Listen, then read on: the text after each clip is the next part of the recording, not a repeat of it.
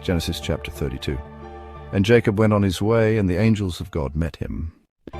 And when Jacob saw them, he said, "This is God's host." And he called the name of that place Mahanaim. And Jacob sent messengers before him to Esau his brother unto the land of Seir, the country of Edom. And he commanded them, saying, "Thus shall ye speak unto my lord Esau, thy servant Jacob saith, Thus I have sojourned with Laban, and stayed there until now. And I have oxen and asses, flocks and men servants and women servants, and I have sent to tell my lord, that I may find grace in thy sight." And the messengers returned to Jacob, saying, "We came to thy brother Esau, and also he cometh to meet thee, and 400 men with him." Then Jacob was greatly afraid and distressed, and he divided the people that was with him, and the flocks, and herds, and the camels into 2 bands, and said, "If Esau come to the one company, and smite it, then the other company which is left shall escape."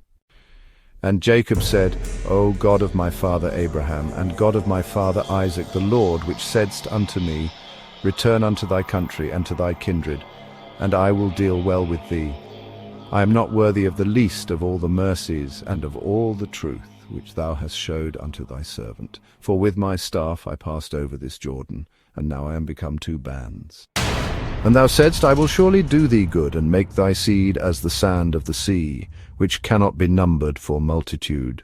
And he lodged there that same night, and took of that which came to his hand a present for Esau his brother, 200 she-goats, and 20 he-goats, 200 ewes, and 20 rams, 30 milch camels with their colts, 40 kine and 10 bulls, 20 she-asses and 10 foals. And he delivered them into the hand of his servants, every drove by themselves, and said unto his servants, "Pass over before me, and put a space betwixt drove and drove." And he commanded the foremost, saying, "When Esau my brother meeteth thee, and asketh thee, saying, Whose art thou? And so commanded he the second and the third, and all that followed the droves, saying, On this manner shall ye speak unto Esau, when ye find him." So went the present over before him, and himself lodged that night in the company. And he rose up that night, and took his 2 wives, and his 2 women servants, and his 11 sons, and passed over the ford Jabbok. And he took them, and sent them over the brook, and sent over that he had. And Jacob was left alone, and there wrestled a man with him until the breaking of the day. And when he saw that he prevailed not against him, he touched the hollow of his thigh, and the hollow of Jacob's thigh was out of joint as he wrestled with him. And he said, "Let me go, for the day breaketh." And he said unto him, "What is thy name?" And he said, "Thy name shall be called no more Jacob, but Israel. For as a prince hast thou power with God and with men, and hast prevailed." And Jacob asked him and said, "Tell me, I pray thee, thy name."